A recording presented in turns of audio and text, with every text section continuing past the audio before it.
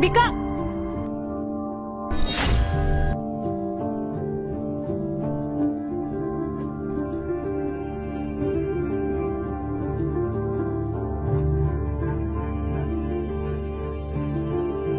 अगर तुझे ये पैसे चाहिए तो इस एड्रेस पर आ जाना।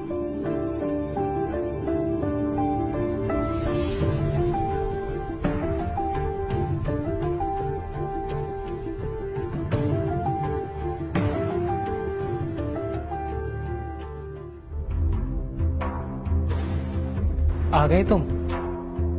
आओ अंदर।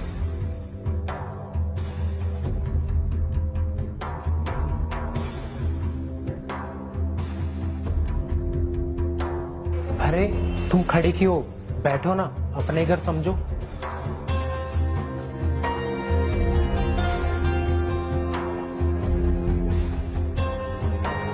वैसे मुझे पूरा विश्वास था कि तुम जरूर आओगी। अच्छा, तुम्हें कैसे विश्वास था कि मैं आऊंगी?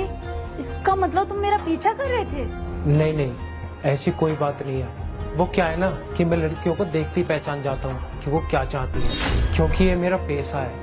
जो लड़की मुझे पसंद आ जाती है मैं उसे खरीद लेता हूँ, क्योंकि इस एरिया के मेरे पापा बिजनेसमैन हैं। अच्छा, ऐसी बात है क्या?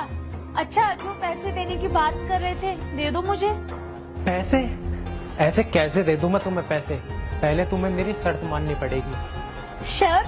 कैसी शर्त? जैसा जैसा मैं बोलूँ ना तुम्हें वैसा वैसा करना होगा। नहीं नहीं, मैं ऐसा कुछ नहीं कर सकती। मैं पैसों के लिए ना अपने पति को धोखा नहीं दे सकती। क्या? तू कुछ नहीं कर सकती? जब तू कुछ कर ही नहीं सकती तो यहाँ के कद्दू लेना आई है? अब एक काम कर, चल निकल यहाँ से। कोई पैसे वैसे नहीं है। अच्छा ठीक है, जैसा जैसा आप बोलेंगे वैसा ही करूंगी, लेकिन आप मेरे बारे में किसी को बताना मत। अगर मेरे पति को पता चल गया तो बहुत बड़ी प्रॉब्लम हो जाएगी। और हाँ, एक बात बताओ, कहीं तुम मुझे फंसा तो नहीं रहे? अरे नहीं नहीं, मैं तुम्हें कहीं नहीं फंसाऊंगा। बट तुमने एक बात देखी, पैसे में कितनी पावर है। तुम अभी तक ना बोल रही थी, लेकिन तुमने पैसों की पावर देखकर हाँ बोल दिया। वैसे तुम्हें देखकर लगता है कि तुम बहुत अच्छे परिवार से हो, तो तुम इतना पैसों के लिए क्यों मर रही हो? ऐसे गलत काम क्यों कर रही हो?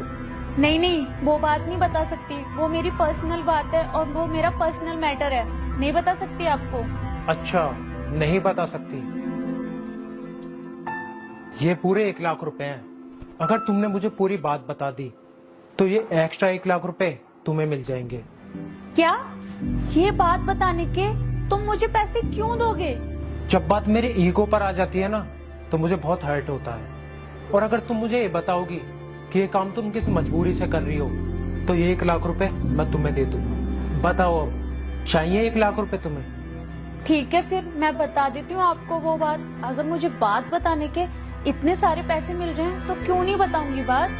देखो, जो मेरे पति है ना, वो महीने के सिर्फ 30 से 40 हजार कमाते हैं, लेकिन जो मेरे शौक है ना वो काफी हाई स्टैंडर्ड हैं और मैं उनके साथ ना कॉम्प्रोमाइज नहीं करना चाहती। इसलिए अमीर बनने के लिए मैंने ना ऑनलाइन गेम खेलना स्टार्ट कर दिया। अच्छा अच्छा, वही ऑनलाइन गेम जिसका ऐड बड़े बड़े सेलिब्रिटी करते हैं?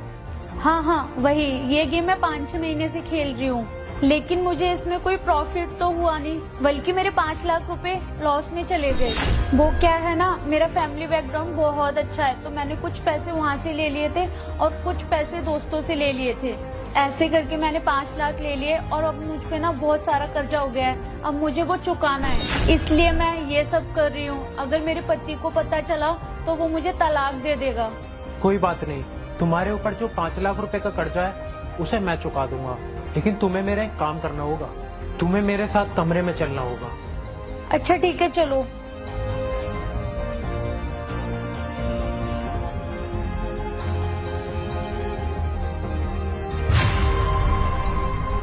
ये कौन है?